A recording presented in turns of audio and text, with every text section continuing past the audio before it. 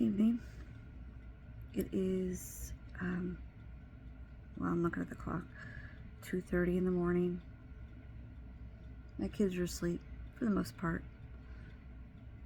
One of them keeps wandering around, so I can't really tell if she's asleep or she's, what she's doing.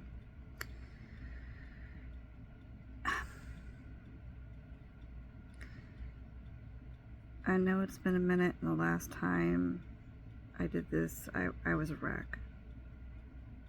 And I gotta say, like, it's the nights that get me the most.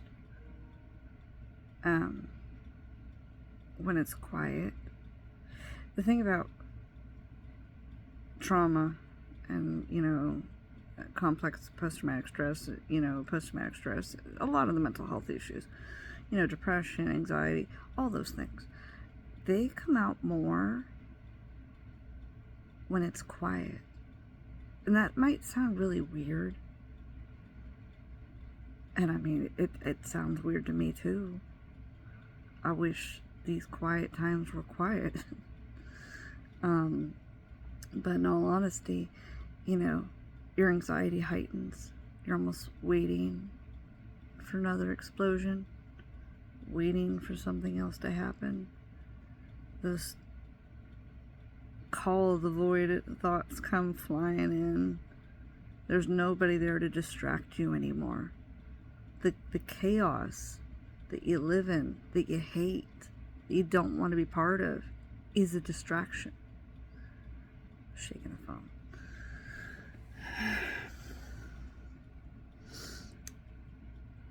There's been something I've wanted to discuss since I started this. And I wasn't really sure how to do it. Because it's very controversial. I can't even say the word. And it hurts. It doesn't matter which way you look at it. There's no winners and everybody's a loser and it's all bad. And it's even worse because it's not exactly common. So it's hard for people to comprehend. And so that's why I was like, how do I even explain this?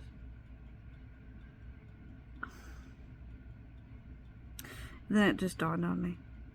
I just might as well just start with it. So I'm going to start with the end and tell you right at the beginning here, I am personally aware of a man who has been incarcerated for something he didn't do. And I know this because the people that made the accusations have come to me and told me, and others, their teachers, their doctors.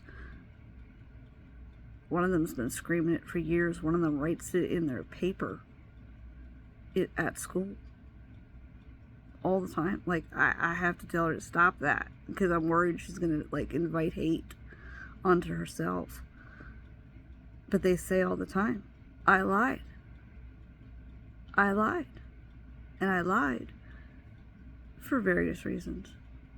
The main one being a woman named Cindy, who had convinced them that this was the best option. Now, one of them, who's a couple miles away right now, he says his mother beat him. It's written at the top of his treatment sheet every time I see it, every month. It's black and white. That his mother would beat him until he would accuse this man. And I mean, this isn't just, little stuff. We're talking about the big R word. We're talking about rape. And this is why it's very difficult to talk about, because I didn't even know what to do when it happened. When he went to jail, I should say. It was such a shock. I remember being in a haze for a few days. I had friends coming over like I was at a funeral. cleaning my house, bringing me food, trying to calm me down. But I didn't know what to do. It's the worst thing. It's just the same as someone dying. When someone you know goes to prison, it's like they're dead. But they're not dead. They're still walking, they're still talking. They're just not available. So, and it's not just, it was four children at the time who are now adults. All of them, except one. He's about to be an adult. Give him a few more months. But they have been screaming this, like, this is not a recent thing. This is not something they just have recently confessed. This is years. They have been saying since 2019 that this man never did anything to them, and that they were coerced into making statements. And the detective is involved. This is where it's complicated. I have to look at it from both sides. Is it awful that they lied? Sure. But the tail end of it is those lies hurt other people. And that is where, I remember a nurse coming to me, and she asked me if I needed a moment. I said, yeah. She said, are you doing all right? I said, I don't know. I don't know. I said, I got one or the other. I got, the possibility that they're lying to protect him and that this did happen. And I got the other possibility that they're lying because they lied. And that now that they're telling everybody that this didn't happen, then I don't know. And I was so lost. I didn't know what to do. Like I said, it's seriously like somebody's died. If anybody's had a person who's close to them go to prison, they understand that feeling. It's just they're gone. They are not accessible. You can't go visit them whenever you want. You can't call them.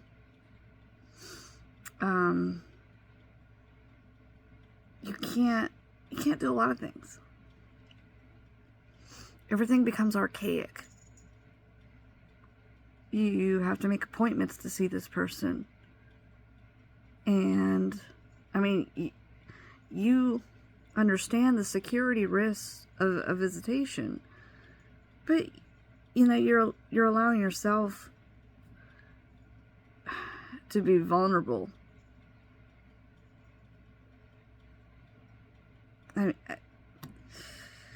I've been in a county and I've seen a state jail. And I've seen how both visitations work. Now, I'll tell you, the county was a lot easier. You walk in, there's a metal detector. There's not even a dude. They tell you from a one-way mirror, so they can see you, but you can't see them. They say, walk through that metal detector. And so you go, whoop. You just do a little loop. Like turning on a catwalk. If you go to a state prison, man, it is a laundry list of things you have to do. First, you have to sign yourself in. Second, you have to get them your license so they can verify who you are. They keep your license. They hand you a piece of paper. And they hand you a key. Now you have to dump everything you have out of your pockets into your locker. Then you walk through the metal detector, which is, I tell you what, it is sensitive. It is more sensitive than an airport metal detector. You think you have problems with an airport metal detector? Oof. You walk in there with a belt, that thing goes off. And I mean, buckles on your shoes will set it off. It's crazy. This ring that is platinum will set it off. You know, I didn't think that that was even possible. But apparently it is. So the next thing you do is you go up to a guy and he's got what they call the sniffer. After you've, walked through their metal detector, they've done their wandy thing. So you go to this, then they check your outfit. I mean, kind of, they didn't really care. But in state, it's all about, it better not be too tight or too baggy. So I've walked in there with a normal sweater, and then I've walked in there with a hoodie, and they told me, don't you have anything underneath the hoodie? Because that's too baggy. Like, what? Thankfully, they were just nice and just let me go. I didn't do anything bad. But, for every rule, there's a reason behind it. So then they take this thing, and they put a piece of paper on the end. Forgive my hands. I've been working still with wood. Just so you know, it's all right there. Cutting nonstop today. Just trying to distract myself.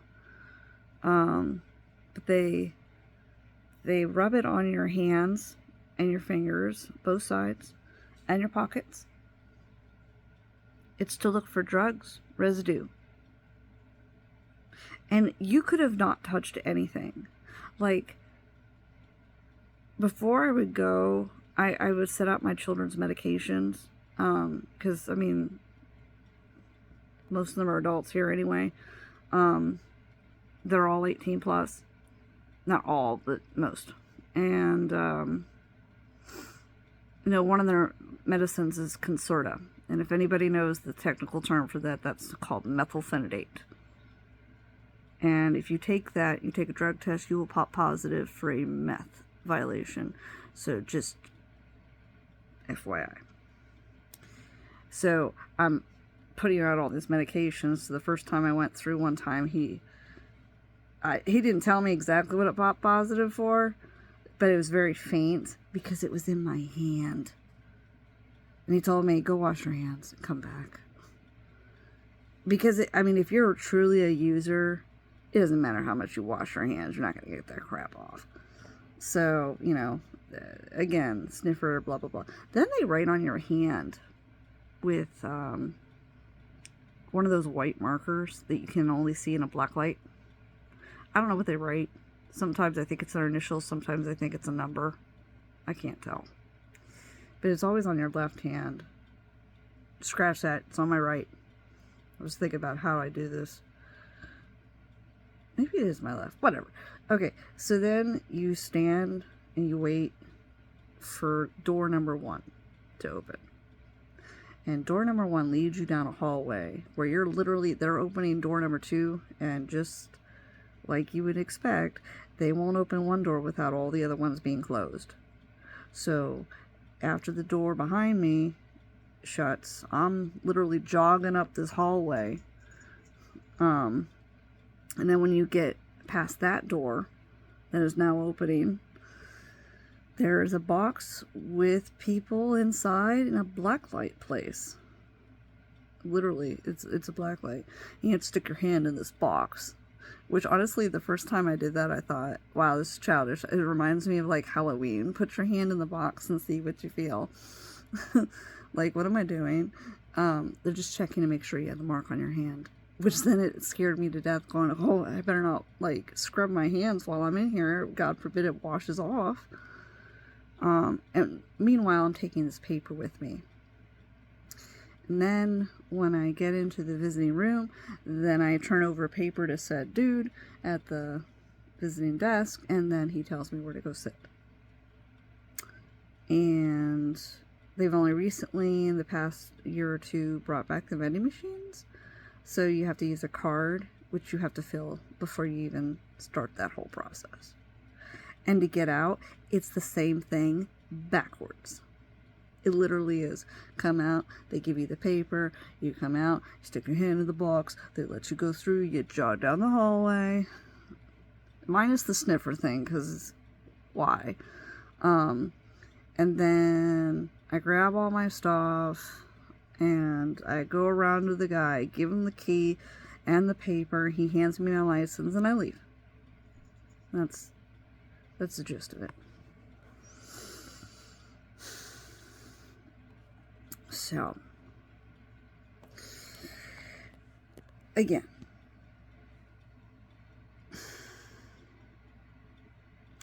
it's a difficult story to tell because, again, it's a very touchy subject. And these kids, adult children, I should say, when they talk to me about this, they always say, we've told the truth. Why can't he just come out? Why can't they just let him go? He didn't do anything. And then I have to remind them.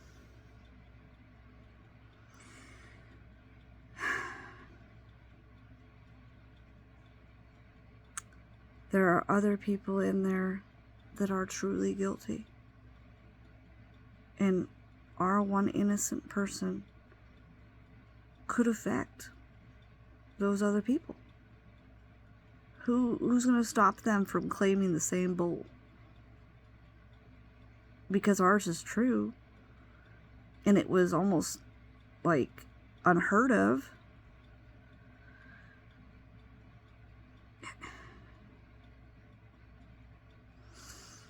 The guilt eats at me.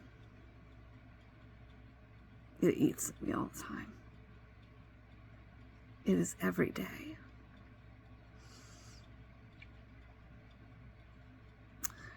I don't sleep in my bed anymore. I see my own therapist. I see my psychiatrist. It helps dull everything, but it doesn't change anything. And it eats at me. It's nights where I start to think about it again. All the coulda, shoulda, woulda. Didn't.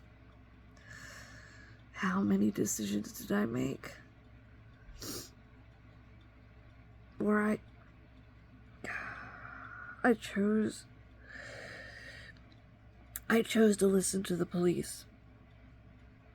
I chose to listen to the courts instead of my instincts and instead of those children,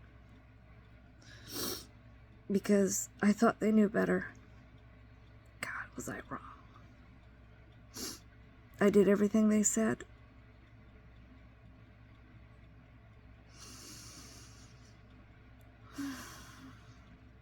It eats at me. It really does.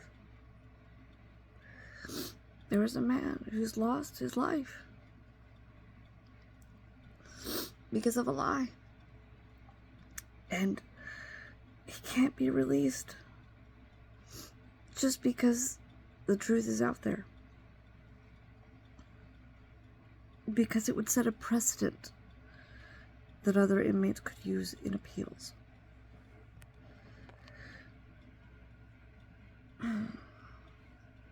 That is reality. And it sucks. It sucks really hard.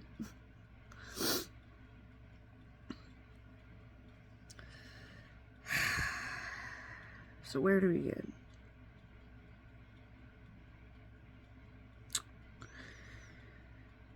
Oh.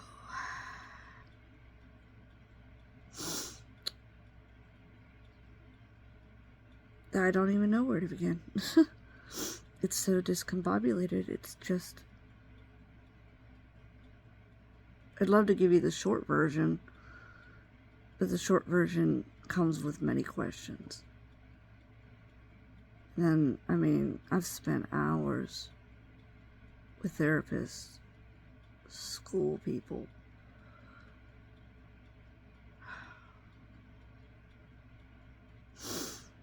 And these kids, they've gone through their own trauma therapy. And they have talked to the police. And they've told them the truth. And child services. Even though they're adults, they have sat down and they have explained everything. And, I mean, we've all gotten apologies from them. But again, changes nothing. I'm more trying to reassure them that it's not their fault. I know they made the lie. But they were kids and under duress. And it happens so often. The false allegations over and over and over and over. Because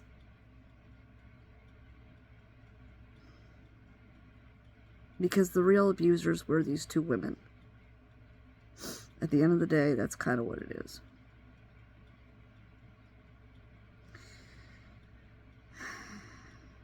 It got to the point where child services just couldn't believe that there were people like them. Even when hospitals were calling child services. Even when therapists were calling child services and saying, hey, something's wrong here.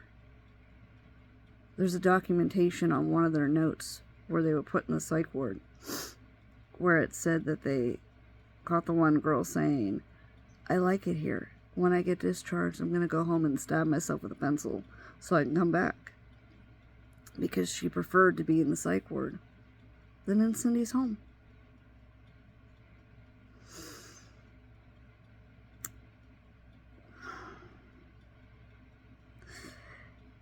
If you've seen The Green Mile, one thing that sticks out to me that I think about a lot is at the very end when the character John Coffey, played by Michael Clark Duncan, is talking about to Tom Hanks, his character, how Wild Bill did what he did.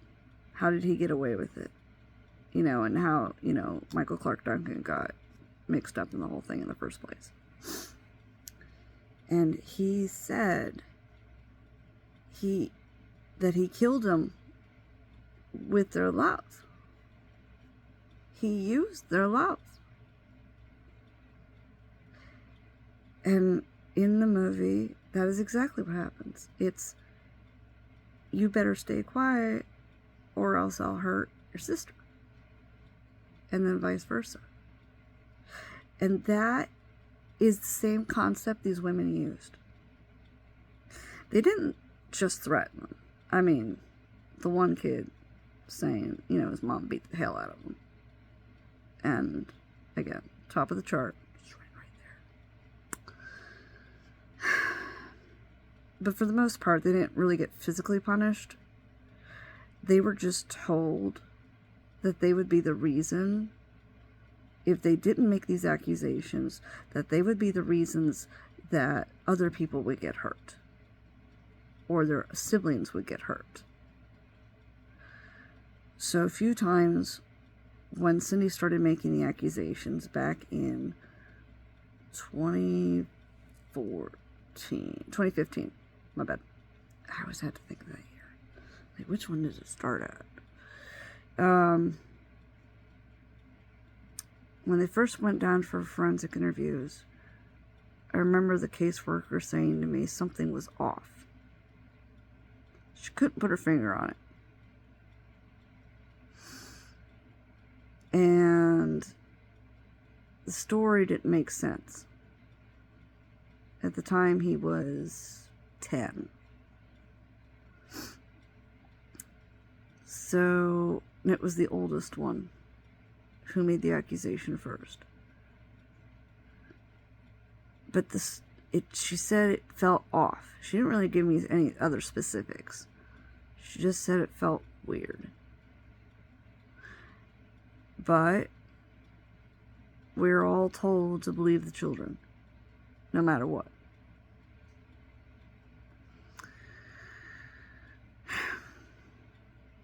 But they didn't pursue anything because, you know, they didn't have anything there. They just said there wasn't anything there. And a week later, I feel like it was a week later, Child Services came back. And now it's a new story.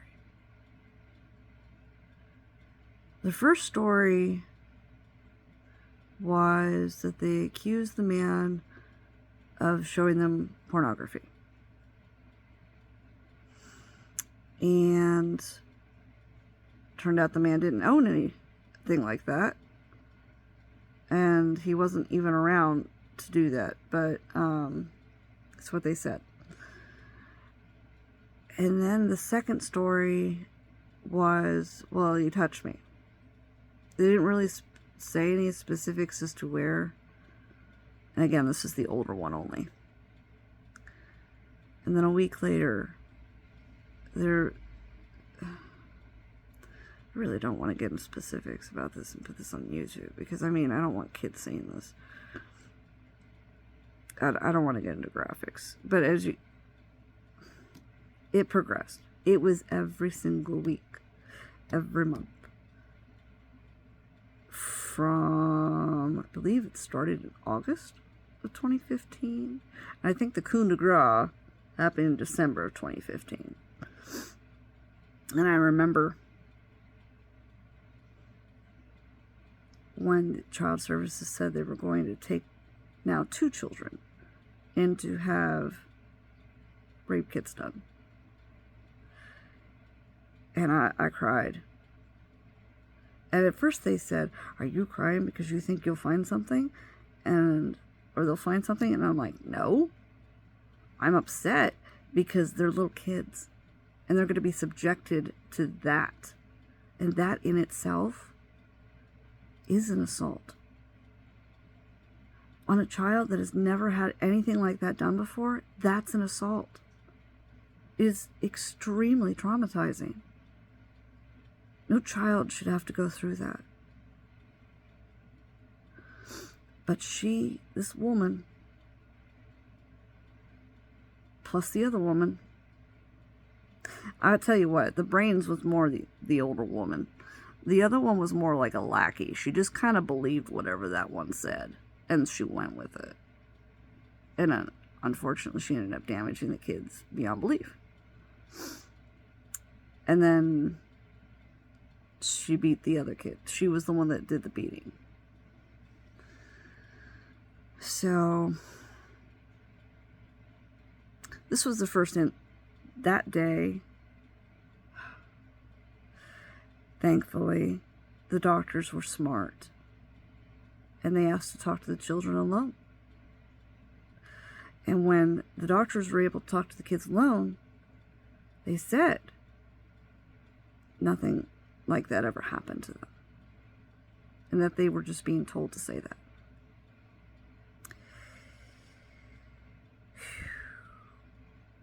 They dodged a bullet, because the hospital then refused to do the kits on the kids, because they said these kids are saying nothing happened to them, and we're not going to subject them to something like that.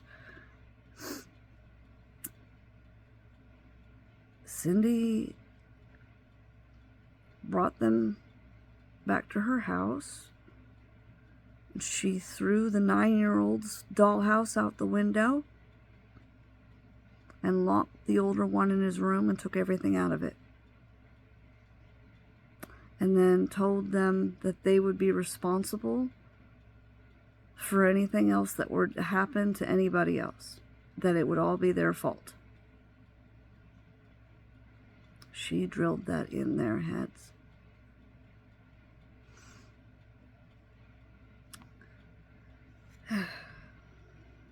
And it kept happening. Just more phone call after another phone call after another phone call. this man filed appeals. Because at one point they got so tired of the phone calls. And, you know, there's 3 different things they can classify you as: unfounded, indicated, or founded. Unfounded means there's nothing there to say that it did. Not that it didn't, but there's nothing there to say that it did. Indicated means, well, we're not sure. Maybe. And of course, founded means founded. Exactly as the term is. So this man was labeled as indicated because they wouldn't stop the phone calls. And actually, there's an algorithm in Child Services Department where after a child line report is made, when more of them are made, they actually step up the urgency. Now, I don't know why that didn't work in the other way around when these kids were actually being abused by these 2 women and medical professionals were calling and saying, yo, something's wrong.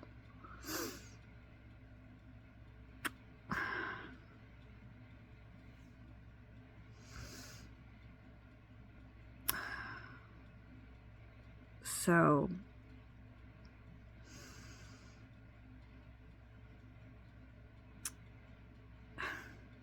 (2017), so 2 years, a judge finally sees something's off and takes the one child away from Cindy and says, you can't have her. And she actually places her with the second woman.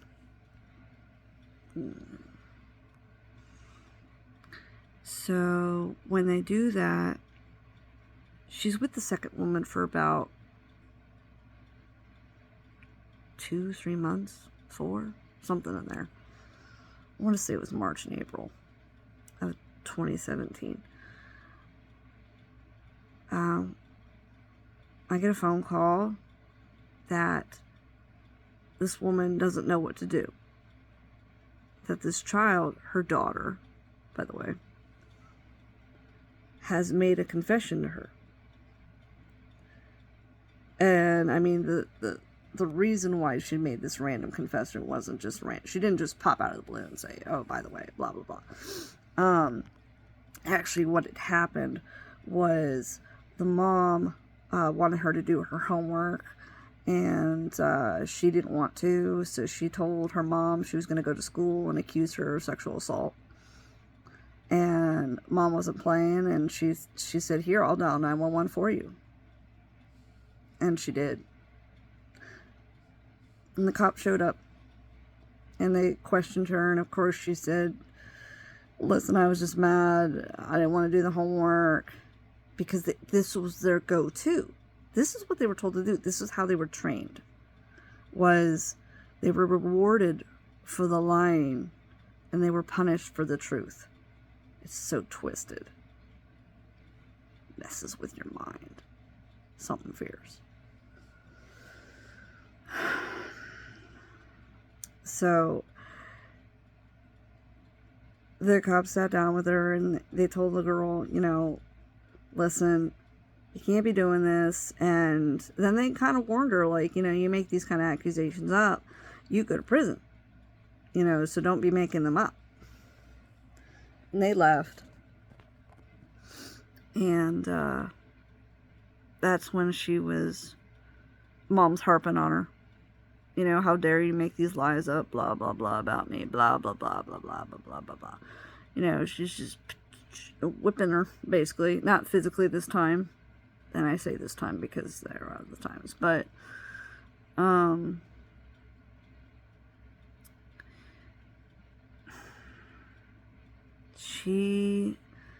what mom said to me was that while she was saying her, you can't make these kind of lies up, you could get people in trouble, you know, for no reason. You can put them in prison, you know, you can ruin their life. And then the girl just blurts out, you mean like this guy? And, you know, mom's like, wait, what? What do you mean? Well, Well, how we were told to lie about this guy by Cindy. And then she proceeds to say the reason why she was lying was because she had, at this point, accused her brother, the oldest, of assaulting her. And that Cindy was covering it up by making them accuse this older man. Which I was shocked. I didn't even know what to do with that either. Like, I just told her, I said, you gotta call the police. Like, she's like, what do I do? I'm gonna call the cops.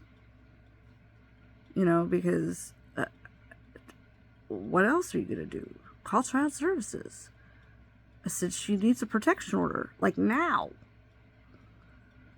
And of course, you know, Mom was very reluctant about that, but I kind of pushed her because I was like, listen, you can't just sit around and let this happen. If this is what she's saying, this actually sounds legit. This makes sense. Turns out that part of that was a lie too, and I was like, brother never touched her either. God.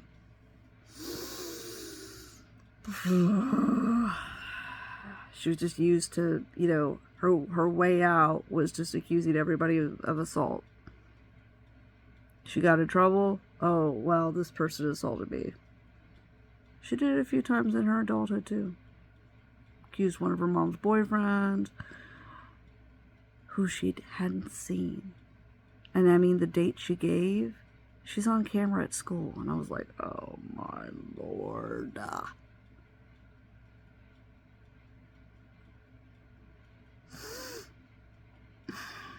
And then she was afraid to tell the truth.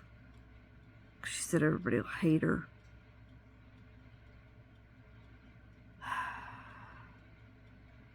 In the end, I mean, she did tell the truth, and everybody said, you know, you were just a kid, you were doing stupid things, you didn't understand the repercussions of your actions, yada, yada, yada, yada, yada. So, I mean, she's calmed down. But I'll tell you what, she's got a fear of child services to the point where she runs in her room and cries and shuts the door and won't even see them.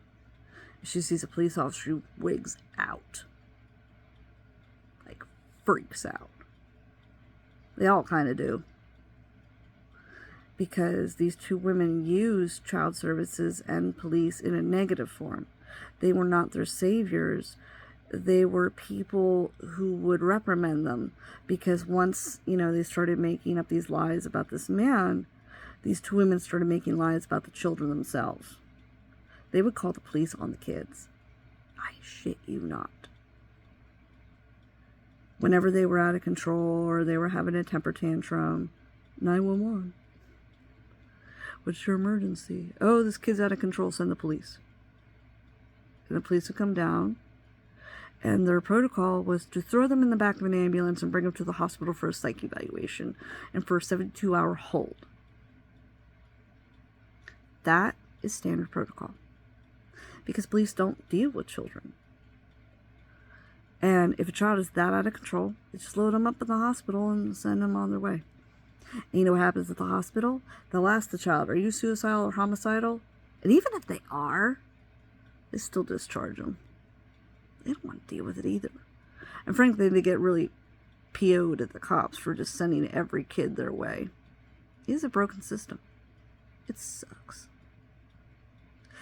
And this broken system, these women learned how to manipulate it fully to their own advantage.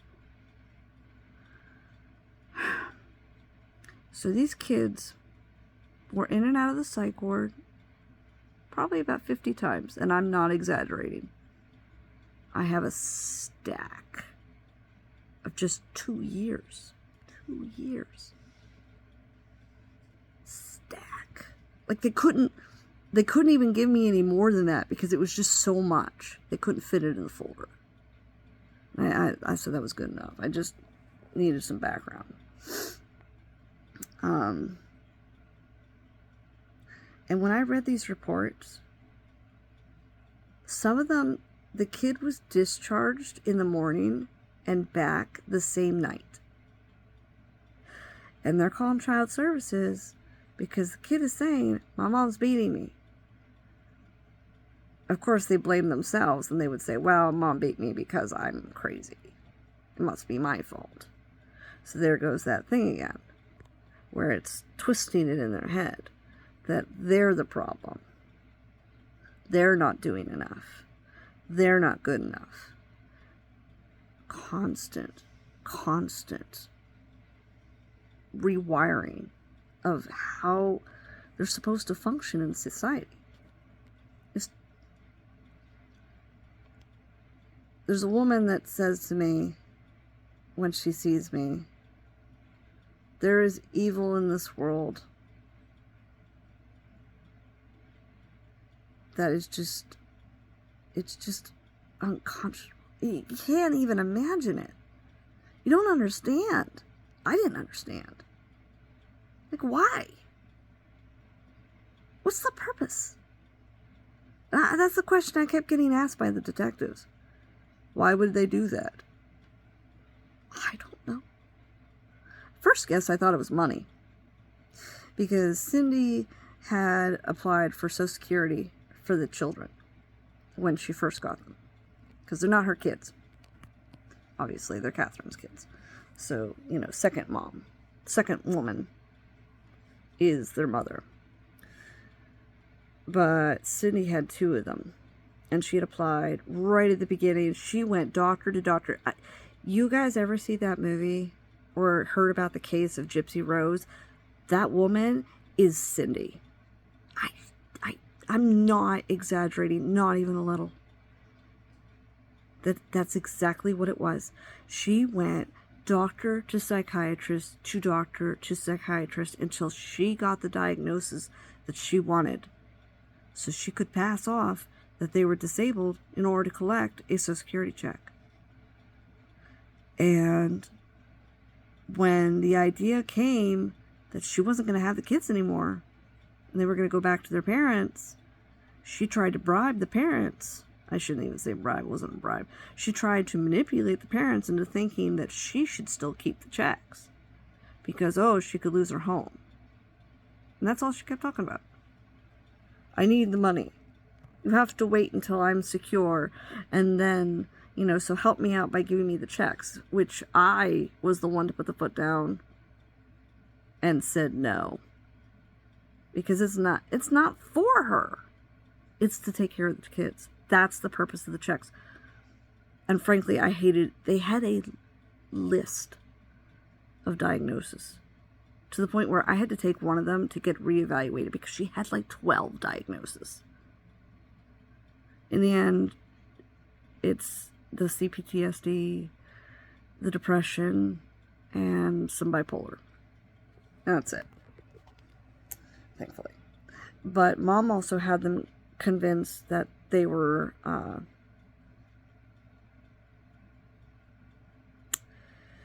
she told them a lot of things. One of them, when he was 2, she withheld milk until his legs bowed. Then she told everybody that he had rickets, and when I asked the doctor if he had rickets, the answer was no, he doesn't have rickets, she's not giving him milk. And when we asked her, why aren't you giving him milk, she said he's lactose intolerant. And when we asked her who said that, she said she did, because she knows what she's looking for.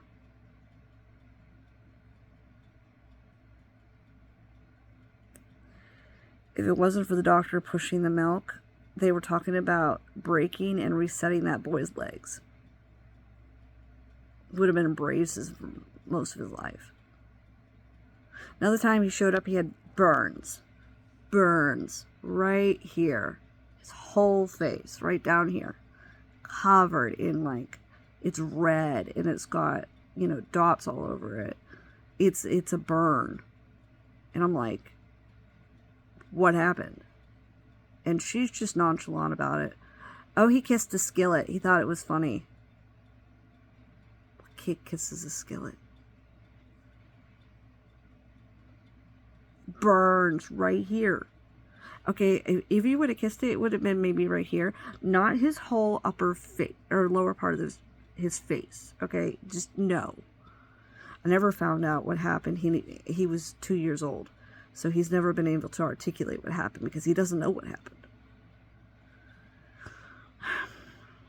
And then these two women told them they were autistic, that they had an IQ of 40, that they would never be smart, that they would always have problems, that they would never amount to anything. I mean, I'm actually kind of being nice with my words. They said some pretty tough ones, and I don't want to say them over the video, because I'm afraid, you can't use the other R word these days, but that's the word she used.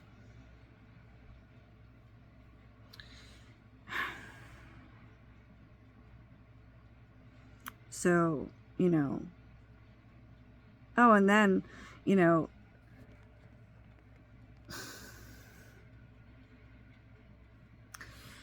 when they withheld the children from seeing other family members, they told them that the family member didn't love them, that they weren't coming to visit them. Meanwhile, they're actually telling the family member, if you come over here, I'm going to call the police on you. Because that family member was actually getting told by the children what she was doing. One of them was a great aunt. She passed away in 2018. She was absolutely devastated. She cried the few weeks before she died. She kept crying to me, and she kept saying, what if they don't know? What if they actually believe that I didn't want to see them? What if I'm not here to tell them? And I told her, I said, I'll tell them. Because I know she did. I know she went down to the police. She made her statements. She tried. And I kept telling her it's not her fault. That was my role in this whole thing, was telling everybody it wasn't their fault. Meanwhile, I'm eating at myself. Like, what else can I do? I don't know what to do. I don't know how to stop it. Nobody's doing anything. And it kept happening. And then you'd hear something else. And then they'd be moved to a different therapist. And by the time I was able to get the reports from that therapist, she'd moved on to a different therapist or a different psychiatrist. And in their final reports, they would say that they would alert child services that they felt there was neglect going on, that they didn't know how to describe it. But then, CPS, they wanted specifics. Well, what neglect do you see? And she would say, and because most of the doctors and therapists were women, they would say, well, we don't see it, but something's off. She's only giving a crap about their medication. She's putting them down during sessions. She took these kids in for EMDR therapy when she started making these false allegations. And the kids would hide underneath the desk. And she would scream at them in front of the therapist, who also called CPS. If you don't tell her that he's doing these things, then he's going to do it to other children and it's going to be your fault. She is literally screaming this. It is documented in the paperwork. And I brought copies of it to the detectives. I tried. I called that detective to the point where I probably drove him absolutely bonkers. Leaving messages just nonstop because I just got so tired of it. Like, every day is another day that these kids are living in this absolute fucking hell. And nobody's doing anything about it. I would just keep asking, why aren't you doing anything? And they would say, well, the kids aren't saying anything. It's like the kids are saying plenty. Well, they're not saying it to our CPS workers. And I'm like, oh. Like, so it'll only work. Your accusations will only hold up if you can get them to tell the CPS worker exactly what they're telling the hospital staff, their therapist. What?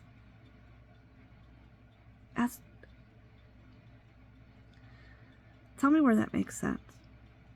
How many times do I see children removed from families because they have laundry? And that does happen. CPS will walk in and say, oh, your house is a mess. And because your house is a mess, you are neglecting the children. Until you can clean up your house, we're going to, take your children and put them in foster care. They can do that for people that they shouldn't be taking their kids. This is why I have a real problem with this department. They walk around, for the most part. I have met a few caseworkers that are good, kind souls, just trying to do their best, but unfortunately, the law limits them. But then I've also seen these other caseworkers who think they're all shit and they know everything. It's extremely frustrating. They act like they have all this power. They don't really have power. They're more of a voice who tells other people with power. Like, them and the police are two separate entities. They actually need to communicate. I'll tell you what, the worst thing on this planet that is done between humans is the lack of communication. It's not just between normal people, spouses, siblings, friends. It is also between these departments. The left hand doesn't know what the right hand's doing. All right, let's just throw it out there. So, you're telling the detective one thing, you're talking to the CPS worker the next thing, and also the CPS are limited because they can't go back in the previous cases. So although they are alerted that there are previous cases, they're not allowed to look at them, or so they say. That's the rule. We can't be biased to the previous cases. Yeah, you are biased. Don't play with me. And in this county, there is only one forensic interviewer. Only one. It's a man. And he sees all the children. Every single one of them. So he develops a bias all by himself. They're not supposed to, but they're human. Of course they're going to. They're not robots. And the first accusation is going to be the one they think in their head is the real one. Until proven otherwise.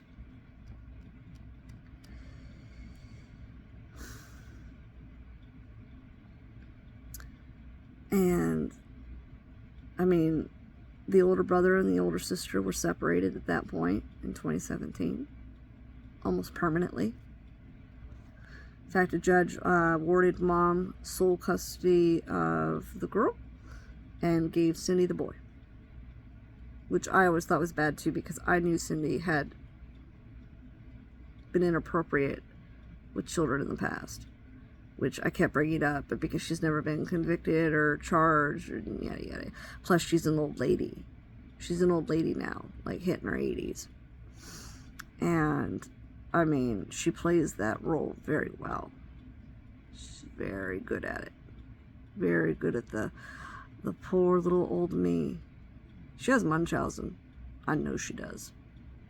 Because she creates sicknesses and puts them on Facebook to this day. She'll take pictures of, old scars. Or, say, pray for me. I'm going to the ER because my mom died of, I think it was kidney failure or something. I don't know. And therefore, because I have pain in my stomach, I must have the kidney. Pray for me because I think this might be the end. It's like, oh my Lord. Lady, just shut up.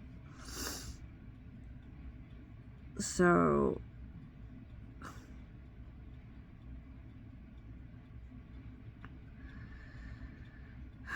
fast forward to 2019.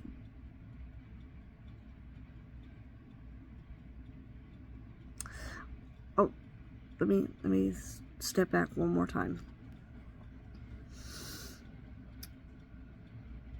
I want to say it was still 2017. I want to say the summertime. And my kids were signed up with swimming lessons at the park. And the first day I brought them there, I ran into the older boy. He was riding around on his bike. He saw me, and honestly, I was scared. because, like, I knew he had been making these accusations, and I knew that they weren't true, but, you know, I didn't know what was in his head. And he came up to me. He's 13 now. I remember in my head now. I remember him being 13, and the way he was behaving wasn't the way he used to be. He used to be so confident.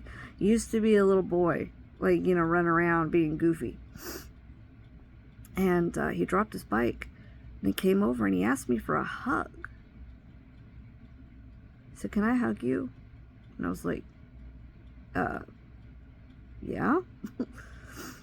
And so I gave him a hug, but he almost sounded like he was 5. At the time, I didn't understand that. Now I do. When traumatic events happen, especially with children, and they keep happening, so like them living with Cindy and their mom, Catherine, their growth up here stops. They're too busy dealing with the trauma to improve anything else. I think I've said it before, who cares about math problems when you're worried about the people at home? I hear people moving around.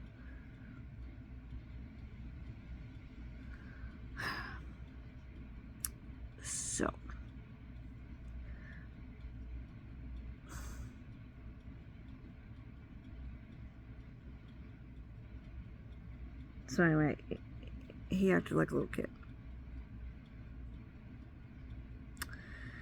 And he was happy.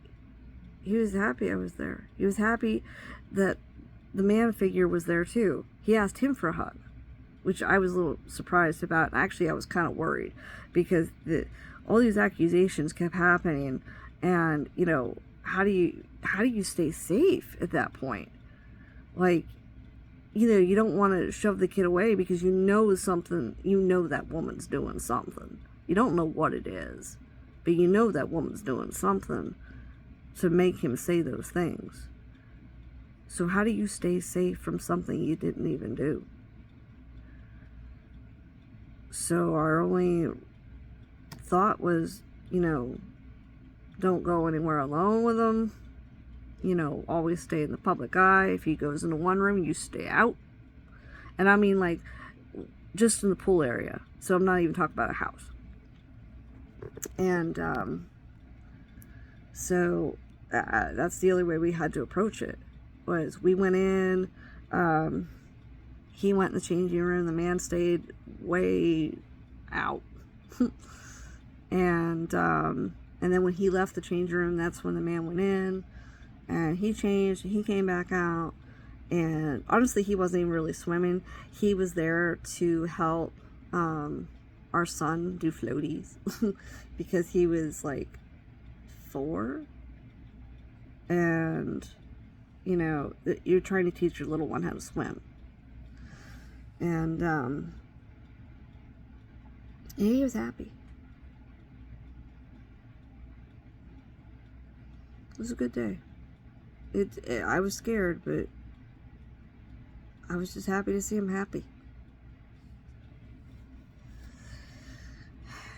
The next day he shows up too. Same smile. "Oh, hi. You know, you want to hang out?" And, you know, we're going to the pool, and same thing. It's just follow the routine we did. Stay safe. But, you know, make sure he knows he's safe too. And, he was scared we were going to tell Cindy that we'd seen him, which we reassured him we don't even talk to her. And I had her blocked on all the social medias because I don't even want to see it anymore. And then day 3 happened. She showed up with him. And his whole demeanor was changed. I actually called my son's therapist because I didn't feel safe anymore. And she came down. She's great, by the way. Great speech therapist. She came down to the pool to do speech with my son. Just wanted to do it there instead, and also kind of be like a side witness. And then the boy came up to me, and he wasn't smiling anymore. He wouldn't even look at me. He was like this. And he wouldn't even look. And he had his hands behind his back. So I kept thinking he's got a phone. And I looked past him, and she's glaring at him. And he goes, "Why are you telling lies about my grandma?" Just like that. And I tried to duck underneath him just to like, "Hey kid." I said, "Hey, you don't have to do what she's telling you to do. I know she made you come over here." And he, no, I made myself come over here. I was like, Then I reassured him, that we love him. And we know what she's doing. And that he doesn't have to do what she says. And I even told him, "You're in control. You're in control, kid. You just gotta tell somebody." And then he turned around and marched back. Just wouldn't even tweak up his head. And I look over. He's handing her something. It's probably a phone. And then she grabs his arm and literally like tears him out of there. I was on the phone with the detective that night. Like, bro, what do I have to do? What does he have to do? Like, there's surveillance cameras. Go to the pool and get them. Even the therapist was there as a witness, and she said she didn't even think he was talking to me at first because his head was so low. He looked like he was talking to the baby. And she was confused because he was just hanging his head. And that's the last time I saw him. For 5 years. 5 years.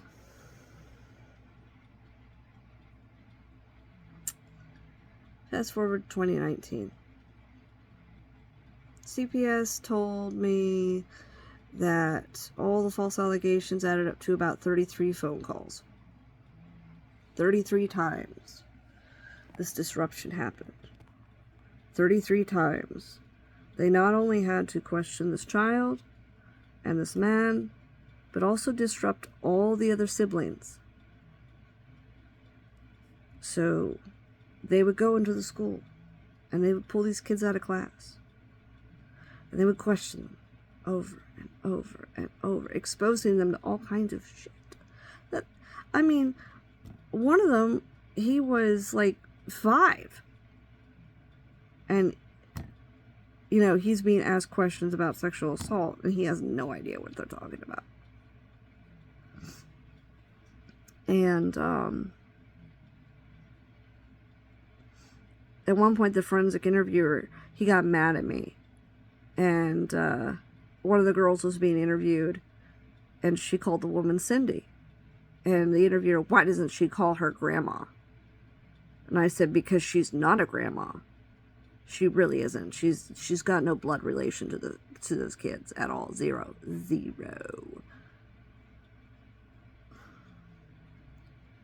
She's actually a married an aunt." And she wants those children to call her mom and grandma. And so this forensic interviewer was like appalled. He said, "You must have coached them because they call her Cindy." And I said, "We all call her Cindy. That's her name. And she doesn't deserve anything else." Oh, that irritated me. Oh man, that irritated me.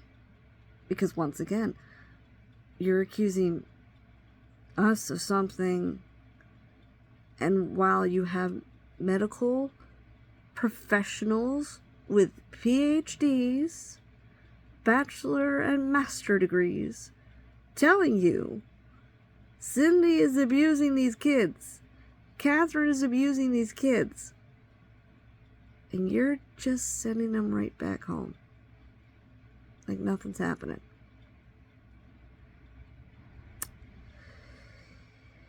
"33 calls. The man finally cracks. Not in a good way. He tries to kill himself. The final straw was when, this is going to sound terrible,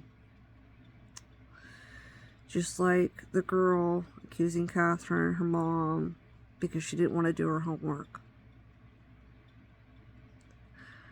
She didn't want to do laundry that day.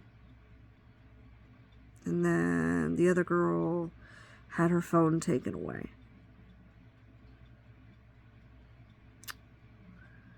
And she knew from her siblings making these accusations before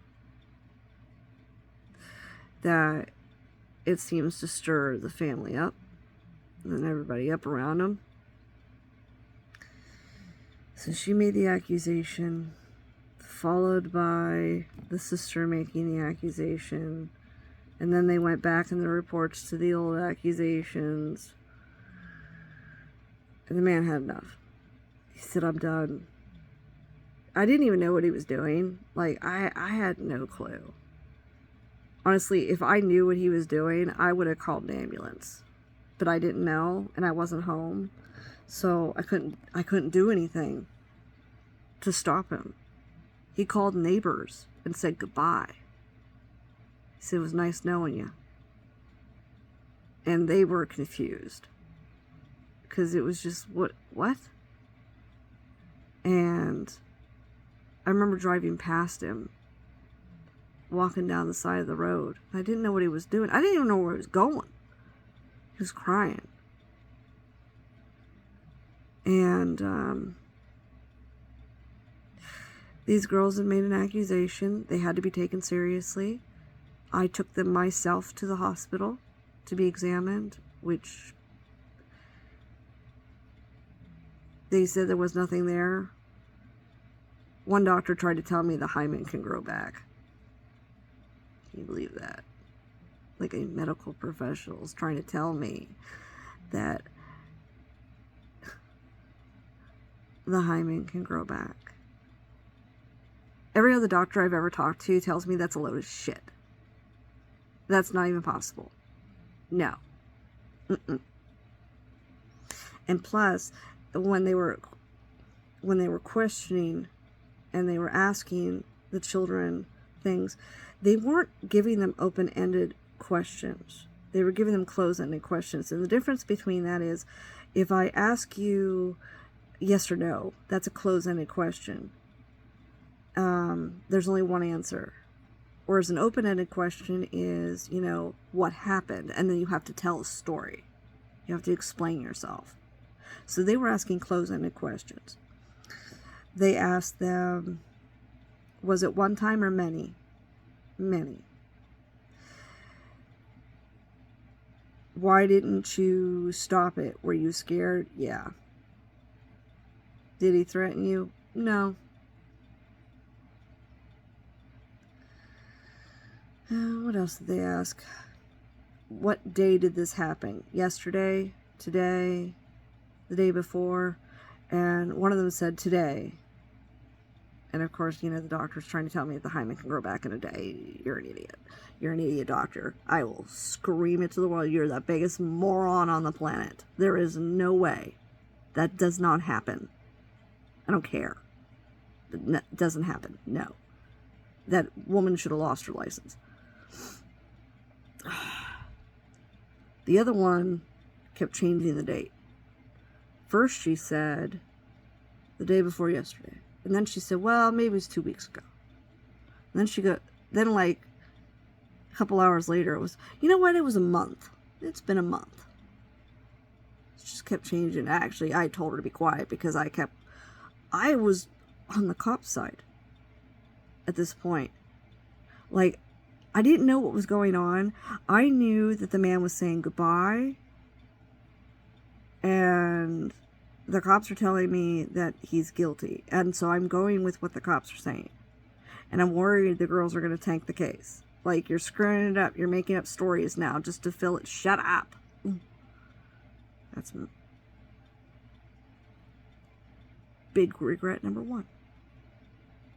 Big regret number 2. You want to hear this one? So, when the hospital staff came to do the kits, one, the girls didn't want to do it. No wonder, because they'd never had anything like that done before. And 2, they couldn't do the kits because they were not a pediatric hospital. So they told me I needed to leave, and drive them an hour away to a pediatric hospital myself. Even the cops were like, yo, can't you just send her in an ambulance? Because this is a serious situation where we need to, like, have protocol here. Duh.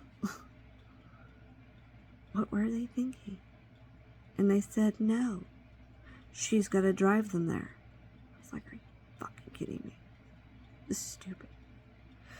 And then they said that the hospital, they had already called and prearranged for them to go right in. But the hospital was refusing to do a kit on the other one because she kept changing the date. And now she was pushing it a month. And this is regret number 2. The CPS worker was there.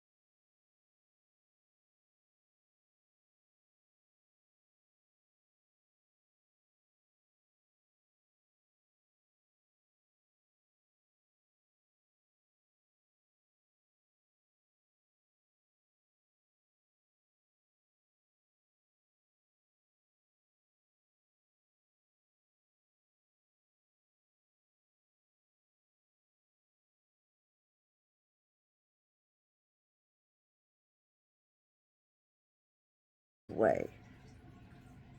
He hurts people. My stepdaughter is almost like a 5-year-old. I got her to get a job, but she can barely keep it. Lucky she's had it this long, but they've cut her hours because she is so used to being a victim that she almost plays stupid. Like, she's really smart, but she pretends that she's not because it gets her attention. Because that's what she was used to doing. She got herself into some trouble.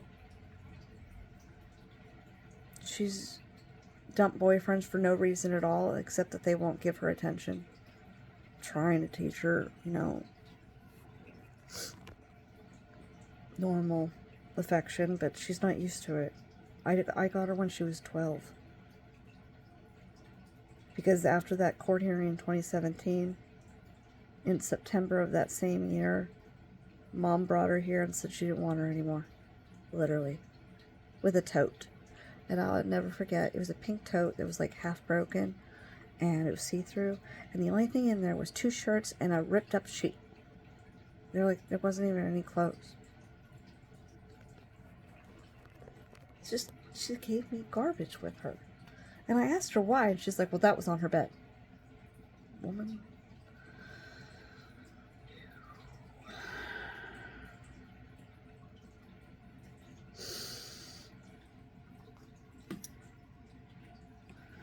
CPS has apologized. We've talked to the chief detective of our area. I have made my point clear that the behavior of the other detectives was just atrocious. And I in part blame them for this whole thing.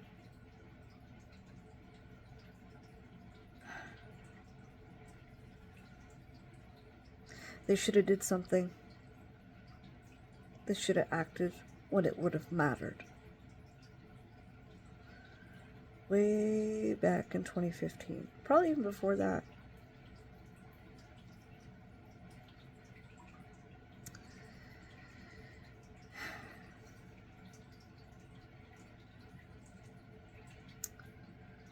My husband is still incarcerated. I can't afford an attorney anymore. I need to take care of our kids. He knows that. They come first. He comes second. Sometimes third. Depends on the situation.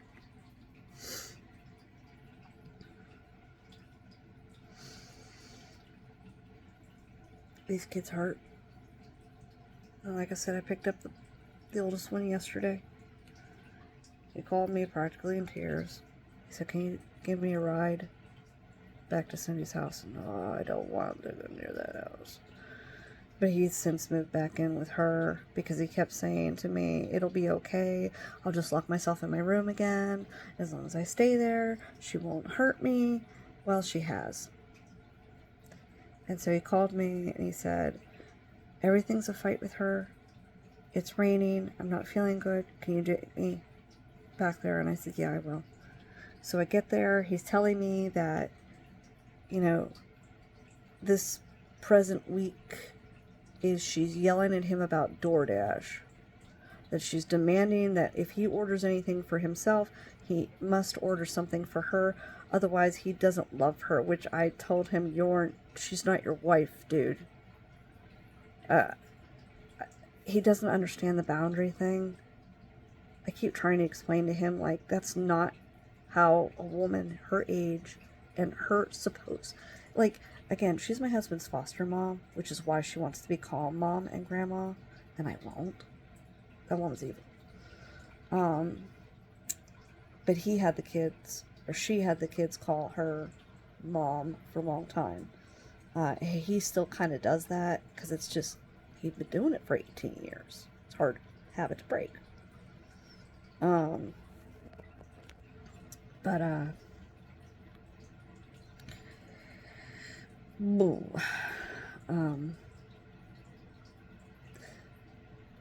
He said that there's no reasoning with her. He said, everything's a fight. He says, I don't know what to do. I've since taken him to apply for public housing. I took him 2 years ago. He's almost up on the list. He's almost ready to get the apartment, finally. I've bought him things, so he's all ready to go. I've been trying to teach him how to budget, how to do finances, what kind of bills he's going to be looking at, because he has no idea. He's completely clueless. Because she never told him any of this stuff. It's another form of control.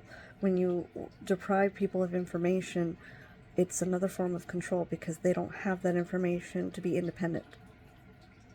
Now that he has it, he's been flat out telling her that he's not going to take her shit.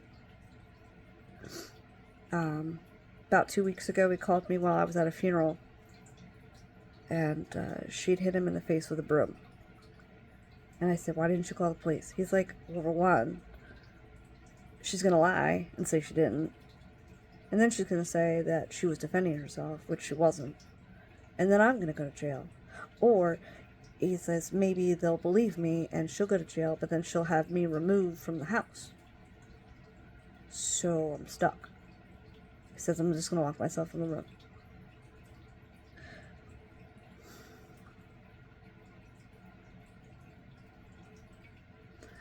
There's nothing that irks me more than the fact that now everybody in this county is aware that there is an innocent man in prison and how his children were being abused by 2 women for almost 2 decades. And I mean, for one, it's still kind of ongoing for him. And he's going to be 21 here.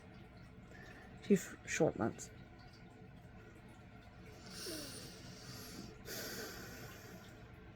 The youngest one is in a treatment facility for extreme trauma. And my daughter writes papers about it. My son is angry. He hates police officers. He still does call 911 when he's scared, thankfully. But he doesn't trust cops. He doesn't like them. It's, you did this. That's in his head. You did this. You guys did this. And the best thing that their father has done, because the courts now permit him to talk to them. Why? Because they know he's innocent. How nuts is that? Like, he's permitted to actually have contact with them, and because they know he didn't do anything. But they can't release him because he needs a proper appeal. And I don't have the money for an attorney. So we filed with Project Innocence probably about 3 years ago. I've been told to wait, you're going to be waiting forever.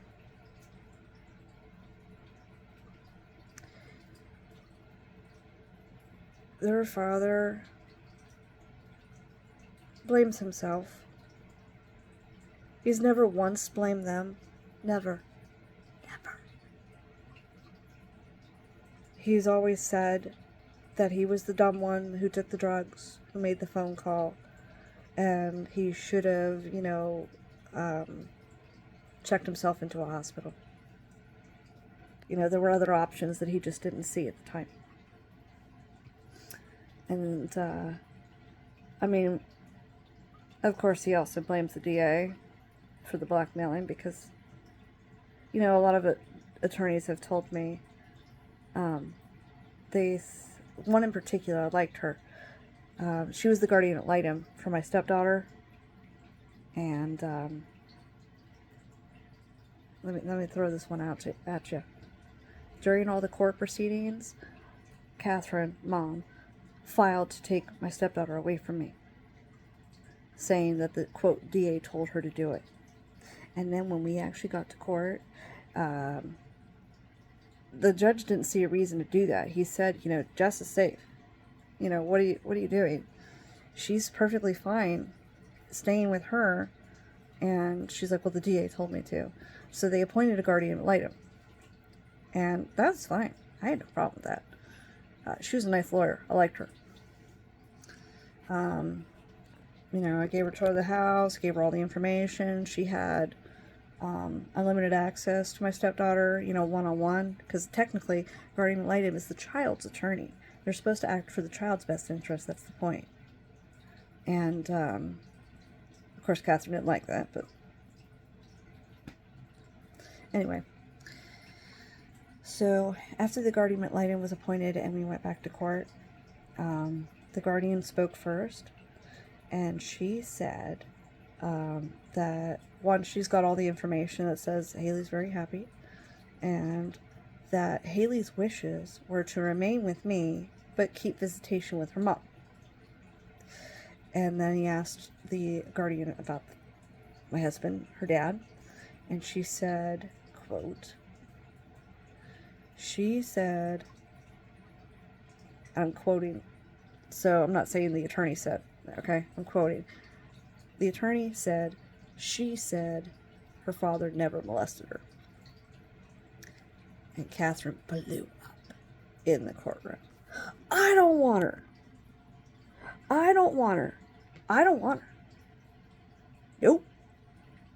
The judge was confused. Like, what? And then she started demanding that I have her locked away in a treatment facility like the younger brother is right now. And I told her no, because that is the psychiatrist's decision with therapists. It's a big deal to have one of those done. And by the way, I will get into the craziness of getting one of those. But it's not as simple as just throwing a kid away and what. You cannot do that. And so she started demanding that I have her locked up in the facility. The judge said that wasn't on the table. And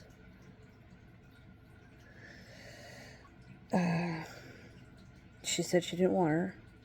She said that if I didn't lock her up, she said she lied about him, she'll lie about you too. So you have to lock her up. And that she had 4-stage breast cancer and that she couldn't have that at her house. Blah, blah, blah, blah, blah. Or at the time she didn't have 4-stage. I think she just had breast cancer. I think she was still 1st-stage at that point. But same thing. I have breast cancer. I can't have that at my house. Blah, blah, blah, blah, blah. So, the judge ruled, well, then we'll just keep it where she stays with Jess. And, yeah. And that's how it was. And again, I shit you not, Mom didn't come to visit. Oh, she wanted the paper. She was written up there as like, oh, she's going to leave presents for her children. And then during my husband's sentencing, she actually got in front of the judge and she yelled, I have 4-stage breast cancer. And I'm going to be there for Jess to help her take care of the kids. Meanwhile, she's calling my stepdaughter, telling her that she's a bitch and that she wants nothing to do with her. She's telling her and my oldest stepson, they're not welcomed at her funeral. And then she told the youngest that her cancer was his fault. That he was so out of control she couldn't get her chemo. And because she couldn't get her chemo, it spread and therefore she died because of him. And he believed that. And actually tried to commit suicide.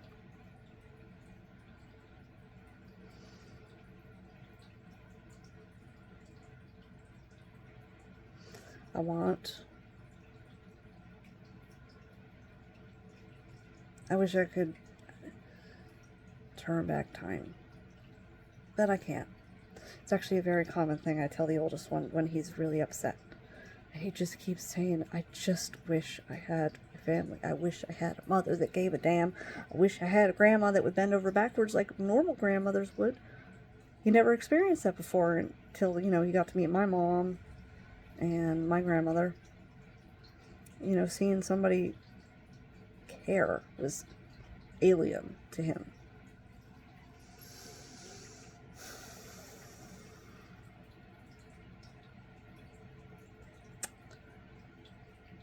I know this a very controversial video. However,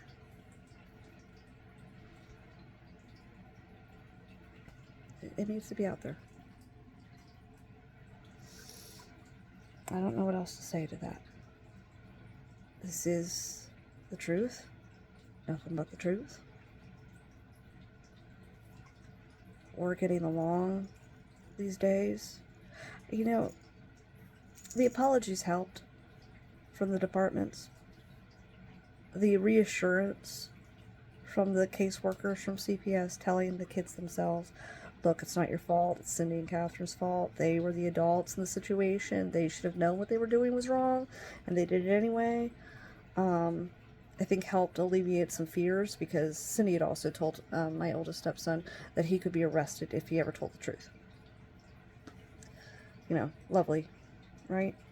So, you know, throw that threat on him too. Everybody's open now. My daughter writes papers about it. She wishes death on Cindy all the time in the papers, which I tell her not to do, because if she doesn't stop that, she could get charged. She doesn't mean it. I used to say, I wish she'd step in front of a bus, but I won't push her, because that's what she wants. She's going to munch on some, by the way. Like I said, not by the way, you know, as I already said, she has Munchausen. She likes to be the victim. She likes to be the center of attention. She's a narcissist. She's probably a sociopath, because she has no feelings for anything. It's all about what she can get, and she enjoys the chaos that she causes. She can't live without the trauma. And then she thinks she's owed. Oh, side note, the drug use that my oldest stepson does, she got that going. She actually buys weed. They're in Ohio right now, so it's legal. Even though he's not 21 yet, she will buy weed and share it with him. She used to call him when he was here. I need you to come to my house. I'm lonely. Come smoke with me. I'm like, do you know how disturbing that is? And he didn't understand. Like, that's grooming behavior. Like, excuse me? Woman, you're gross.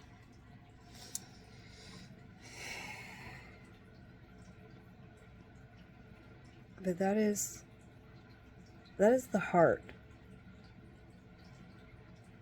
I have my past. I have lots of things that have happened in my past, but nothing haunts me more than our current situation. It eats me up that I couldn't stop it. It eats me up that I was used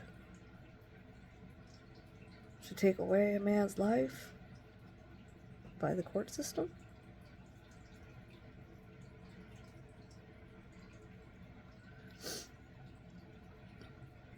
It eats me up. I can't bring him home.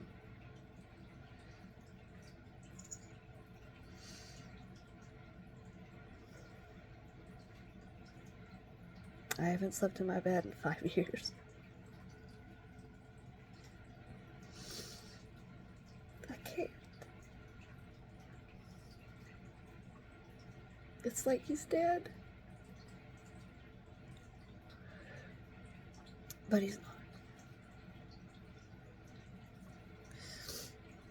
We had some good news the other day. He's 2.5 hours away. It's very difficult to visit. They're going to move him back to our county soon. They approved that move. So it'll be closer to be easier.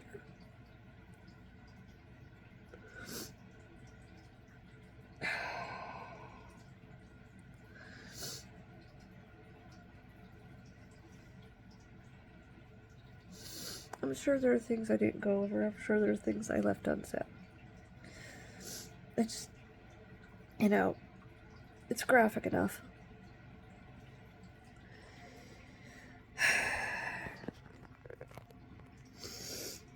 I don't want to make it too bad. I mean, the therapist and I have gone over everything. Like I said, we would spend hours. Just hours. One time a teacher was on the phone with me until like midnight. Like, I wasn't even paying attention at the time. And she was sharing with me, and I was sharing with her. And they were so kind to help them.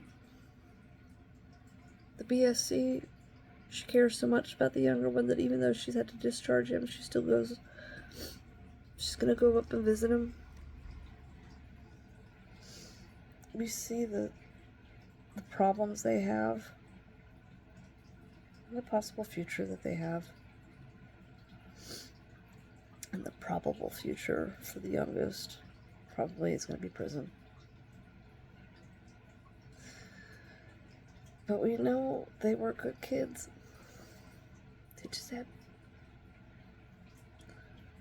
these bad two women.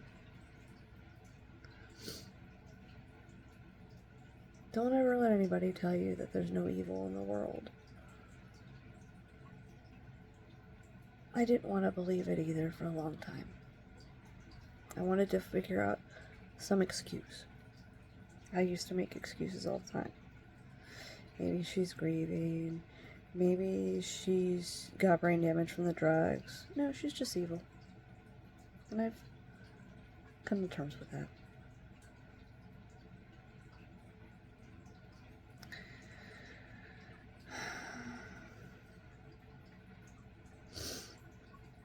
I want this video out here so that way I know they physically want to go out and, you know, shout it to the world, and they have in a way. I don't want them to publicly make themselves, because it's like they put a target on their back once again. Like, the fear was, you know, people who have been victimized will hate them because it hurts their cases. It makes it less likely to be believed when it's something like that kind of a lie. And because it was so pushed and for so long, it just throws into question a lot of things. And I don't want to hurt anybody else's cases. And I want victims to be believed. And I want justice to be served.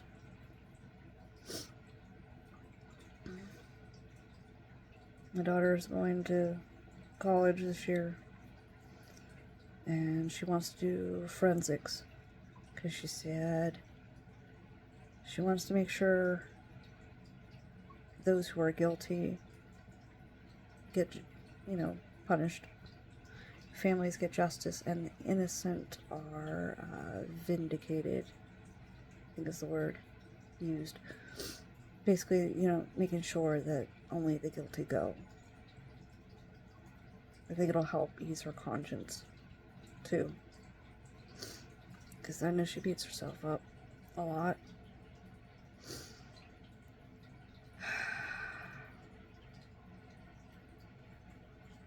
keep thinking she's upstairs and she's awake. Normally she's not. I practically have to drag her out of bed in the morning and say, hey, school time. I know I'm going to sleep tonight because I've literally made this video for 2.5 hours, and I told you when I started it was 2:30. Well, guess what time it is now? Right there. It's 5 o'clock. I don't know if you could see that or not. I didn't zoom in.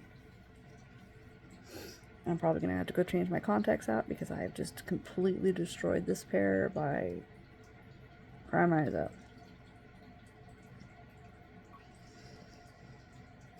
Believe me or don't, this is the truth. It is what it is.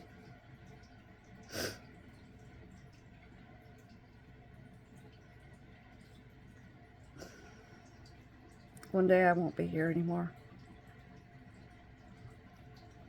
I have problems with my own mortality. But one day I won't be, and I'm tired of having to tell this story. It's so long, so complicated. It's hard for them too. Because people have questions. Why would you do that? why would you lie about that? And then they get scared. They think, people hate them. Now that my daughter is older and she is an adult, she's able to reconcile how she really felt those days. She was mad. She said her dad was out of control with the drugs. And, frankly, she was mad about the phone. But she also wanted him to get clean. And at the time, it didn't bother her, the idea, of him dealing with police. She didn't expect him to go to prison. She thought maybe it would help, commit him somewhere else. But she didn't understand. She's 12 years old.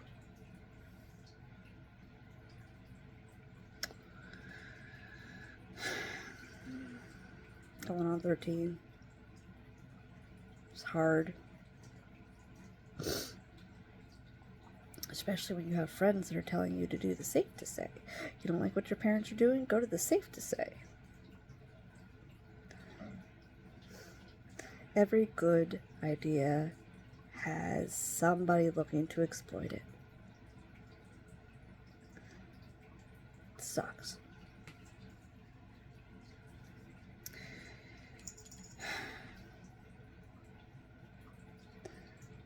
I'm going to end this. I don't know where else to go with this.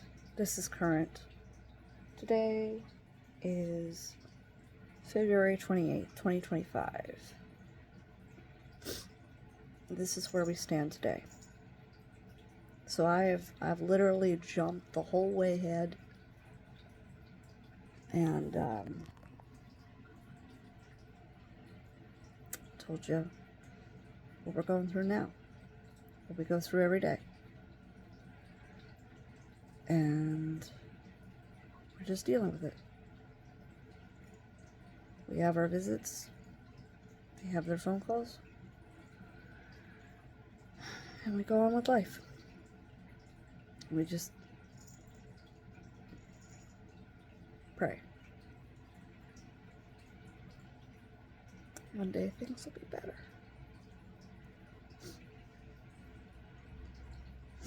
This guilt will never leave me.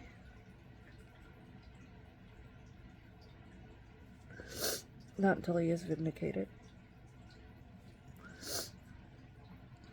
And I'll shoulder it for them. I don't want them to have that.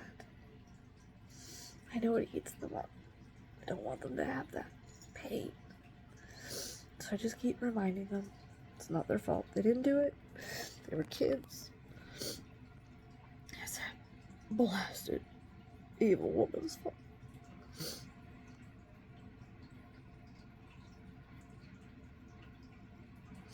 A therapist told me when Catherine died, he was glad. He said, I really thought that if she lived and she was with the youngest for another year, that he would be dead. By her hand or his own. He said, I knew it was coming. So it's good she's dead. Because she can't hurt him anymore. She also can't reconcile with them anymore, and that one hurts my stepdaughter a lot. She always hoped that, she would grow up, be an adult, and maybe then her mom would actually treat her, normal. But she didn't get that because she didn't. She was 16 years old when her mom died.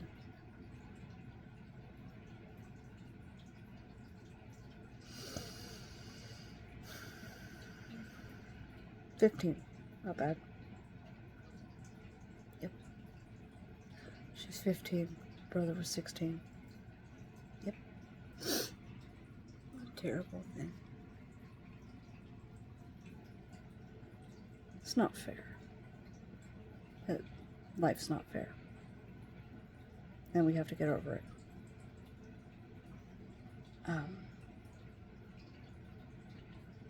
Alright, that's where I'm going to end it. So I'm going to shut this off and let my phone charge and then figure out who's upstairs because I know I hear somebody. I don't know who it is. Maybe it's my cat sniffling because my cat keeps following me around. Thank you for sticking with it. Sorry this was so long, but again, there's no short version to this. Actually, if I had to guess, that is the short version. So you're 3 hours. This is the short version. See y'all later.